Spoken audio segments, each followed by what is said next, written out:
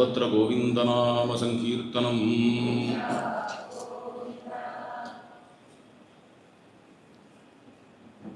திருக்குறளின் சமயம் எது என்கிறது இன்றைய தலைப்பு. இந்த திருக்குறளில் உள்ள 3 பகுதிகள்,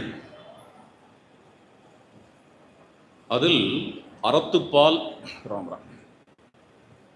जय बोलो श्री सद्गुरुनाथ महाराज की. அறம் பொருள் இன்பம் என்கிறதை வைத்து இந்த பகுதிகள் இருப்பதை பார்த்தே நாம் கூற முடியும். இம்மூன்றும் நமது சாஸ்திரங்களில் உள்ள 3 புருஷார்த்தங்கள். தர்மம், அர்த்தம், காமம் என்று சொல்லுவார்கள். அதை வைத்துதான், இந்த புருஷார்த்தங்களை வைத்துதான் திருவள்ளுவர் திருக்குறளை வகுத்திருக்கிறார் என்கிறதை நாம் பார்க்கிறோம். 4வது புருஷார்த்தம் ஒன்று உண்டு. அதற்கு மோக்ஷம், தமிழில் வீடு என்று பெயர். வீடு என்பது ஒரு அருமையான பெயர். வீடு என்பதை பற்றி ஏன் அதை ஒரு புருஷார்த்தமாக ஒரு பகுதி திருக்குறளில் வரவில்லை என்று நாம் வியக்க வேண்டிய அவசியம் இல்லை. திருக்குறள் படித்தவர்களுக்கு தெரியும். அறத்துப்பால், அதில் கிட்டத்தட்ட ஒரு 60 பாட்டு 60 குறள் வீடை பற்றியதுதான், மோட்சத்தை பற்றியதுதான். முதல் 10 பாட்டு 10 குறள் இறைவனை பற்றியது. எப்பொழுது இறைவனை பற்றியதோ அது மோட்சத்தை பற்றியதுதான். இதை தவிர அறத்துப்பாலின் கடைசி 5 அதிகாரங்கள், இது எல்லாமே வீடு பெறுவதற்கான அதிகாரங்களாக அமைகின்றன. 34ஆம் அதிகாரம் நிலையாமை, 35 துறவு, 36 மெய் உணர்தல், 37 அவா அறுத்தல், 38 ஊழ் என்கின்ற இந்த எல்லா அதிகாரங்களுமே மோட்சத்தை பற்றியதுதான், வீட்டை பற்றியதுதான். மிகவும் அருமையாக திருவள்ளுவர் பெருமான் இந்த வீட்டை பற்றி இதில் கூறியிருக்கிறார். அறம் என்பதிலேயே வீட்டை கொண்டு வந்து விடுகிறார் திருவள்ளுவர். அப்படி ஒரு பத்ததி இங்கே உண்டு. நியாயசாஸ்திரத்தில் தர்மத்துக்கு விளக்கம் கொடுக்கும் பொழுதே யதஹா அபியுதய நிஸ்ரேயச சித்திஹி ச தர்மஹா, தர்மம் என்பது எதிலிருந்து அபியுதயமும் நிஸ்ரேயசமும் சித்திக்குமோ அதற்கு தர்மம் என்று பெயர். அபியுதயம் என்றால் சமூக நலம், நம்மை சுற்றி உள்ளவர்களுக்கு நலம், லோகக்ஷேமம். நிஸ்ரேயசம் என்றால் ஆன்மீகம், ஆத்மசாந்தி. லோகக்ஷேமம், ஆத்மசாந்தி, இவ்விரண்டும் எதிலிருந்து சித்திக்கிறதோ அது அறம், அது தர்மம் என்றால் மோட்சம் என்கிற புருஷார்த்தமும் தர்மத்தின் கீழ் வந்துவிடும்.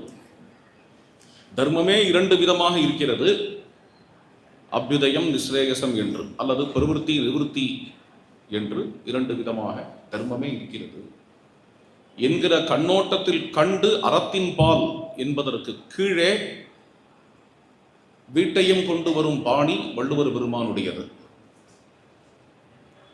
ஆதலால் இந்த ஒரு 60 குறள், 6 அதிகாரங்கள், இந்த 6 அதிகாரங்களில் ஆழ்ந்த வேதாந்த கருத்துக்களை வைத்திருக்கிறார். ரொம்ப முக்கியமான விஷயம், நிறைய பேருக்கு தெரியாததுலாம். சாதாரணமாக மற்ற அறத்துப்பால் குறள் எல்லாவற்றையும் பார்ப்போமாகில் அதில் நமது அன்றாட வாழ்க்கைக்கான, இல்லறத்திற்கான பல்வேறு விஷயங்கள் வரும். இந்த 60 குறள் நாம் எடுத்துக்கொண்டால் அதில் நிறைய வேதாந்த கருத்துக்கள், ஆன்மீக கருத்துக்கள் வந்து கொண்டே இருக்கிறது. ஆனால் இன்று அது நம்முடைய டாபிக் இல்லை. இந்த 60 குறளை எடுத்துக்கொள்ள போவதில்லை அடியன்.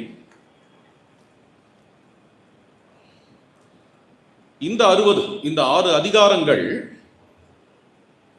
இதை பற்றி அடியேன் சொல்லும் பொழுது ஒரு பெரியவரை பற்றி சொல்லாமல் இருக்க முடியாது. அவர்தான் ஸ்ரீ ஓங்காரானந்த சுவாமி. இந்த திருக்குறளுக்காக தன்னுடைய வாழ்நாள் முழுவதும் உழைத்தவர். எல்லாவிடத்திலும் அந்த திருக்குறளை கொண்டு போக வேண்டும் என்று அயராத வாழ்நாள் முழுக்க உழைத்தவர் அவர். அதோடு மட்டுமில்லை, அந்த திருக்குறளை எப்படி சாஸ்திரங்களை கொண்டு, அதிலும் மோட்ச சாஸ்திரங்கள் வேதாந்த சாஸ்திரங்களை கொண்டும் தர்ம சாஸ்திரங்களை கொண்டும் அதே போல அர்த்த சாஸ்திரங்களை கொண்டும் காண வேண்டியது என்பது எல்லாவற்றையும் மிகவும் விஸ்தாரமாக விளக்கியவர். அப்படிப்பட்டவர்கள் இன்றைக்கும் நிச்சயமாக தேவைப்படுகிறது. அதையே தொடர்ந்து நடத்தக்கூடிய அவர்களுடைய சீடர்களும் இன்று இருந்து கொண்டு வருகிறார்கள். அந்த பணி மேலும் தொடர வேண்டும் என்று நாம் இறைவனை பிரார்த்திப்போம். இப்பொழுது அடியேன் எடுத்துக்கொள்ளக்கூடிய விஷயம், இந்த 6 அதிகாரங்களை தவிர என்ன இருக்கிறதோ, பொதுவாக இல்லறத்திற்கான விஷயங்கள், அதில் அதை கொண்டு நாம் திருக்குறளின் சமயம் என்ன என்கிறதை தான் இப்பொழுது காணப்போகிறோம். நாளைக்கு சைவமும் வைணவம் என்று இருக்கிறது. அதன் ஆரம்பத்தில் திருக்குறளின் முதல் 10 செய்யுட்களை சற்று காண்போம். அதில் உள்ள இறை வாழ்த்தை காண்போம். அதை கண்டுவிட்டு சைவம் வைணவம் என்று பார்க்கலாம் நாளைய தினம். இப்பொழுது இந்த தலைப்பு ஆரம்பிப்பதற்கு முன்பு ஒரு முக்கியமான விஷயம். இது ஒரு நல்ல புத்தகம்.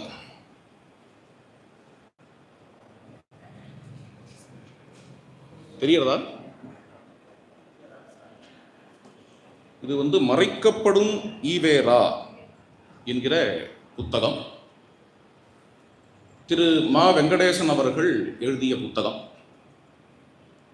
நல்ல ஆராய்ச்சி, அருமையான ஆராய்ச்சி.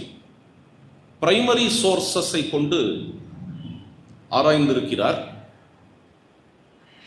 அதாவது சும்மா தாந்தோணித்தனமா யாரையும் திட்டலை. இங்க ரெட்டாரிக்கா திட்டுவாங்க இல்லையா, அது மாதிரி திட்டலை, ஏசலை, படிக்கலை அல்லது போற்றலை. இது சிஸ்டமேட்டிக்கான ஒரு ரிசர்ச்சா இருக்கு.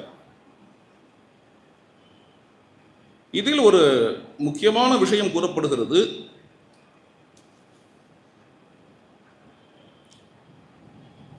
நமக்கு ஷாக்கிங்காக தான் இருக்கும். எல்லாரும் தயாராகுங்க. இந்த தலைப்பு 23வது பக்கம். திருக்குறளை கொளுத்தச் சொன்ன ஈவேரா என்கிறது தலைப்பு.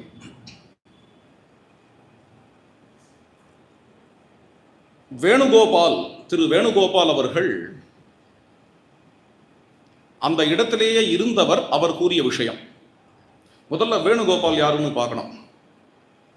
தமிழக அரசாங்கம் ஏற்றுக்கொண்டிருக்கிற திருவள்ளுவர் படத்தை வரைந்த ஓவியர் வேணுகோபால்.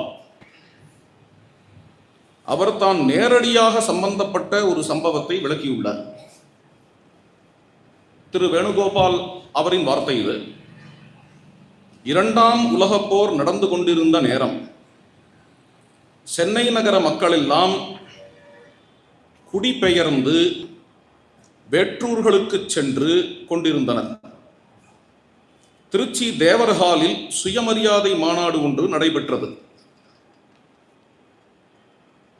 திருவாளர் சவுந்தரபாண்டியன், பெரியார் ஈவேரா, பட்டுக்கோட்டை அழகிரிசாமி,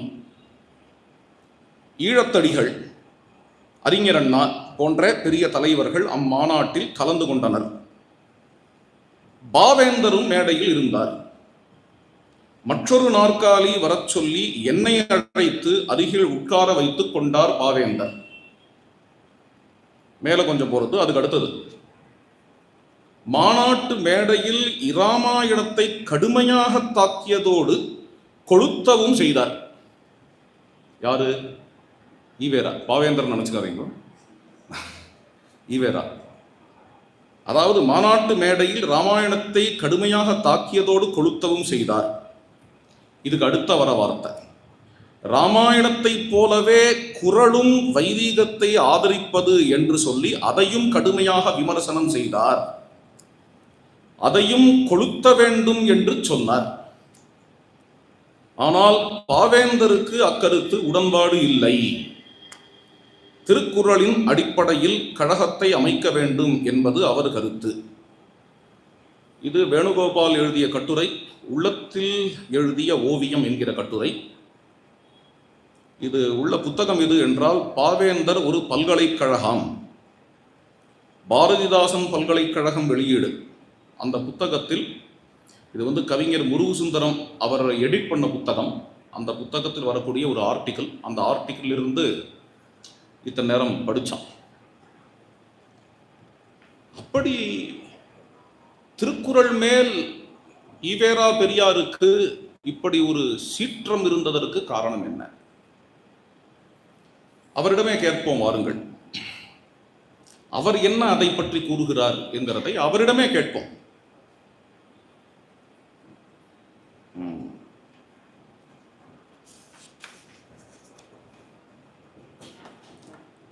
ரொம்ப அற்புதமான விஷயம் இங்க பாருங்க. அவர் திரு ஈவேரா அவர்கள் திருக்குறளில் காணப்படும் மூடச்சொற்கள் என்று ஒரு 82 சொற்களை கொடுக்கிறார். இந்த 82 சொற்கள், 82 சொற்களையும் வரிசையாக படிக்கிறேன். இதெல்லாம் திருக்குறளில் காணப்படும் மூடச்சொற்கள் என்று. இந்த சொற்களை இவர் எடுத்ததிலிருந்தே இவர் எவ்வளவு திருக்குறள் படித்திருப்பார் என்கிறது நமக்கு புலப்படுகிறது. இவர் ஒன்றும் படிக்காதவர், மரணம் சொல்றதுலாம் தப்பு. 82 சொற்கள்: ஆதிபகவன், வாலறிவன், மலர்மிசை ஏகிறான், இறைவன், ஐந்தவித்தான், அறவாழி அந்தணன், எண்குணத்தான், தாழ்தொழல், அடிசேர்தல், நிலமிசை நீடு வாழ்தல். இது ஒவ்வொன்றுத்தையா எடுத்து நம்ம இன்னைக்கு ஒரு பிரசங்கம் பண்ணாலே திருக்குறளின் சமயம் என்ன என்று நமக்கு புரியும். ஒவ்வொரு நாளைக்கு ஒவ்வொரு டாபிக் 82 நாள் பேச வேண்டிய டாபிக் இது. அது மாதிரி தலைப்புகள் இதெல்லாம் ஒவ்வொரு தலைப்பு எடுத்து கொடுக்கிறார் பாருங்க. பிறவாழி, தாளை வணங்கா தலை, அமிழ்தம், பூசனை, வானோர், நீத்தார், துறந்தார், இருமை, வரன் என்னும் வைப்பு, இந்திரம், நிறைமொழி, மறைமொழி, அந்தணர், சிவிகை பொறுத்தானோடூர்ந்தானிடை அறமறிதல், இயல்புடை மூவர், இறந்தார். இறந்தார் என்பது பிதற்களை காட்டும் சொல். தென்புலத்தாரும் அதுவே, தென்புலத்தார். தெய்வம், வானுரையும் தெய்வம், புத்தேளீர் வாழும் உலகு, புதல்வர், ஏழு பிறப்பு, சாவா மருந்து, அமரர், ஆறிருள், அளறு, ஒத்து, பார்ப்பான், செய்யவள், தவ்வை, திரு, மேலுலகம், இன்னா உலகம், அவ்வுலகம், இலர் பலர், அவிர் சொரிதல். அவிர் சொரிதல் வேள்வியில, யாகத்துல அவிசு சொரிதல். அடுத்தது வேள்வி, வேட்டல், உயர்ந்த உலகம், வையத்தின் வானம் நணிய துடைத்து, ஈண்டு எழுமையும் ஏமா புடைத்து, குடம்பை, புக்கில், பற்றற்றான், ஊழ், ஆகூழ், போகூழ், இழவூழ், வகுத்த வகை, மேற்பிறந்தார், கீழ்பிறந்தார், அவியுணவு, குலம், குடி, குடும்பம் மூடச்சொல். எச்சம் அந்தணர் நூல், அறுதொழிலோர், நூல் மறுப்பர், துறந்தார் படிவம், அடியளந்தான். அடியளந்தான் யாரும் தெரிகிறதா? மூவடி அளந்தான் திருமால். மாமுகடி, அடியளந்தானின் மனையாள் துணைவி யாரு? தாமரையினாள். அப்புறம் இது மந்திரி, அதன் பிறகு அலகை, உலகியற்றியான், தேவர், இமையார், அணங்கு. கடைசியா எங்க முடியறதுன்னு திருமால்கிட்ட தான் முடியறது. தாமரை கண்ணா. இவ்வாறு 82 சொற்களை எடுத்து கொடுக்கிறார். ஒவ்வொன்றையா எடுத்து நம்ம இப்ப விளக்க ஆரம்பிச்சோம்னாலே திருவள்ளுவரின் சமயம் இதுதான் என்கிறது நமக்கு புலப்படும்.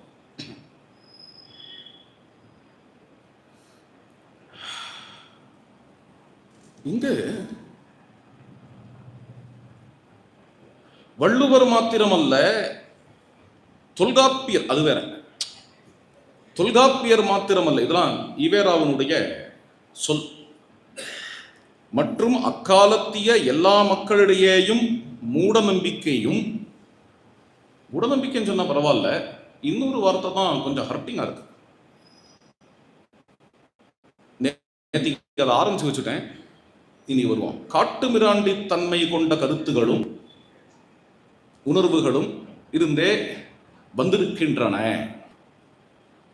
இந்த காட்டுமிராண்டி தன்மை கொண்ட கருத்து, இதற்கு பொருள் என்ன? இது அடிக்கடி பெரியார் உபயோகப்படுத்தக்கூடிய விஷயம். கடவுளை நம்பியவன் காட்டுமிராண்டி,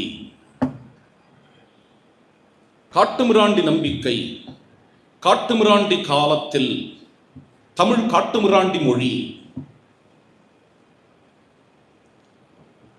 ஒரு ரெட்டாரிக் அடிக்கலாம் காட்டுமிராண்டி. அது என்ன பொருள்? காட்டுமிராண்டி என்கிற சொல்லுக்கு ஏதாவது பொருள் இருக்கிறதா? இந்த சொல் எங்கிருந்து வந்தது? தமிழ் அறிஞர்கள் தான் அடியனிடத்துல சொல்லணும். எனக்கு தெரிந்தவரை ஒரு 200 வருடங்களுக்கு முன்பு இப்படி ஒரு சொல்லாடல் தமிழில் இல்லை. காட்டுமிராண்டி என்கிற சொல்லே தமிழில் கிடையாது. இதில் மிராண்டி என்றால் என்ன? காடு புரியுது. காடுன்னா ஃபாரஸ்ட், வனம். மிராண்டி என்ன? மிராண்டாவா? மிராண்டி என்பதற்கு என்ன பொருள்? இதை கொஞ்சம் ஆராய வேண்டும் நாம். என்ன இது? பெரியார் மட்டும் உபயோகப்படுத்தக்கூடிய சொல் அல்ல. வேற யார் உபயோகப்படுத்தினாலும் அடியனுக்கு ஹர்ட்டிங்கா தான் இருக்கும். இந்த சொல்லை உபயோகப்படுத்தினாலே பல பேர்கள் சகஜமாக உபயோகப்படுத்துற வார்த்தை காட்டுமிராண்டித்தனம். இது எங்கிருந்து வந்தது என்றால், ஆங்கிலத்தில் பார்பரஸ், சாவேஜியஸ் என்று ஒரு சொல் உண்டு. அந்த சொல்லுக்கு தமிழாக்கம் ஏதாவது வேண்டுமே என்று தேடும் பொழுது தமிழில் அதற்கு சொல் இல்லை. அப்பொழுது தமிழில் ஒரு சொல் தயார் செய்யப்பட்டது. அதற்கு தான் காட்டுமிராண்டி என்று தமிழாக்கம். பார்பரஸ் என்றால், சாவேஜியஸ் என்றால் என்ன? மத்திய காலத்தில் பரங்கியன் அநேகமாக உலகம் முழுவதையும் தாக்கினான். ஆஸ்திரேலியாவை தாக்கினான், அமெரிக்காவை தாக்கினான், இந்தியாவை தாக்கினான். சன் நெவர் செட்டிங் எம்பையர், சூரியன் அஸ்தமிக்காத ஒரு சாம்ராஜ்யம் என்று தன்னை கருதி கொண்டான். இவ்வாறு தாக்கும் பொழுது அந்த தாக்குதலுக்காக, பலவற்றை தாக்குவதற்காக சில மித்ஸ், இந்த தாக்குதலுக்கான செயல்பாடு இருக்கு பார்த்தீங்களா, அதுக்கு சில மித்ஸ்னா கட்டுக்கதைகள். அந்த கட்டுக்கதைகளை உருவாக்கினான். அதில் ஒரு முக்கியமான கட்டுக்கதை என்ன என்றால், கானகத்தில் வாழ்பவர்கள் கொடூரர்கள். அவர்கள் அயோக்கியத்தனமானவர்கள், அவர்கள் துஷ்டர்கள். இவர்களுக்கு தான் என்ன பேர் வச்சான்? சாவேஜியஸ், பார்பரஸ் என்கிற பெயர் வச்சான். அதாவது அவனுக்கு ஆஸ்திரேலியர்களை ஒழித்து கட்ட வேணும். ஆஸ்திரேலியன் அபாரிஜின்ஸ், அமெரிக்காவின் சிவப்பிந்தியர்களை ஒழித்து கட்ட வேணும். அமெரிக்காவில் கொலம்பஸ் போய் இறங்குகிறார். இறங்கும் பொழுது அங்கு உள்ள சிவப்பிந்தியர்கள் கொலம்பஸை வரவேற்கிறார். யாரோ ஒருத்தர் வராரே, திடீர்னு கடல்ல இருந்து கப்பல்ல இறங்கி வருகிறார். இதுவரைக்கும் அது மாதிரி யாரும் வந்ததில்லை. புதுசா பார்க்கிறார்கள். ஓ, இதையும் தாண்டி உலகம் இருக்கு போல் இருக்கு. வரவேற்கலாம் கிட்டே வருகிறார்கள்.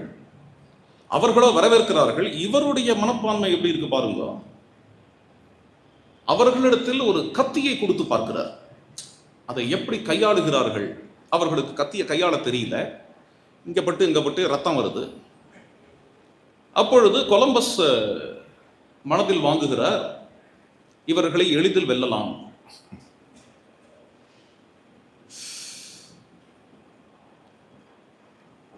அப்போ வெள்ளையர்களை பொறுத்த வரைக்கும் பெரும்பாலும் மேலைநாட்டவர்களை தவிர மீது எல்லாருமே சேவேஜியஸ் தான். கானகத்தில் வாழ்பவர்கள் எல்லோருமே சேவேஜியஸ் தான். அவர்களுக்கு சேவேஜியஸ் என்று பெயர் வைத்தார்கள். சேவேஜியஸ் என்ற சொல்லுக்கு பொருள் வெறும் காட்டில் வாழுபவர்கள் என்று மட்டுமல்ல, காட்டில் வாழுபவர்கள் மட்டும் சொல்லணும் என்றால் ட்ரைபல்ஸ், ஃபாரஸ்டர்ஸ். சேவேஜ்ங்கிற சொல்லுக்கு என்ன பொருள் என்றால், காட்டில் வாழ்பவர்கள் கொடூரர்களாக இருப்பார்கள், அயோக்கியர்களாக இருப்பார்கள் என்கின்ற ஒரு பிரெஜுடிஸ், என்கின்ற ஒரு தவறான மனப்பான்மை இருக்கிறது அல்லவா? அதற்கு சாவேஜியஸ் என்கிற பெயரை வெள்ளக்காரன் சூட்டினான். டாஸ்மேனியா கேள்விப்பட்டிருக்காங்க இல்லையா? டாஸ்மேனியாவில் இன்று டாஸ்மேனியன் ஒருவன் கூட கிடையாது. அந்த நாட்டில் உள்ள எல்லோரையும் அழித்தான் பரங்கியன். இது வரலாறு. எப்பொழுது அழித்தான் என்றால் போன நூற்றாண்டில், 500 வருடம் முன்னாடி இல்ல, போன நூற்றாண்டு. இதற்கு உபயோகப்பட்ட வார்த்தைகள் இந்த பார்பரஸ் என்பதோ சாவேஜியஸ் என்பதோ. அந்த சாவேஜியஸ் என்கிற வார்த்தை ஆங்கிலம் இந்தியாவுக்கு வரும்பொழுது அதுவும் சேர்ந்து வருகிறது. அதற்கு தமிழாக்கம் செய்வதற்கு இங்கு சொல் இல்லாததால் காட்டு மிராண்டி என்கிற சொல்லை கற்பித்தான். அப்ப காட்டு மிராண்டி என்கிற சொல் எதை காட்டுகிறது? அது காணவர்களை சாடும் சொல். அதாவது இன்னைய லாங்குவேஜில் சொல்லணும்னா ஷெட்யூல்டு ட்ரைப்ஸை சாடும் சொல். கடவுளை கற்பித்தவன் காட்டு மிராண்டி. அல்லது தமிழ் காட்டு மிராண்டி மொழி. தமிழ் காணவர் மொழி என்பதில் பிரச்சனை இல்லை. கடவுளை கற்பித்தவன் காணவன், மிகவும் சந்தோஷம், அதில் ஒன்றும் பிரச்சனை இல்லை. பிரச்சனை எங்க வருது என்றால், கடவுளை கற்பித்தவன் காட்டு மிராண்டி என்னும் பொழுது அதில் கடவுள் மட்டும் சாடப்படவில்லை, ஷெட்யூல்டு ட்ரைப் சாடப்படுகிறான். இது முக்கியமான ஒரு விஷயம். எத்தனை பேர் அப்சர்வ் பண்ணிக்கங்கன்னு தெரியல. இது நான் அவருக்காக மட்டும் சொல்லல, பெரியாருக்காக மட்டும் சொல்லல.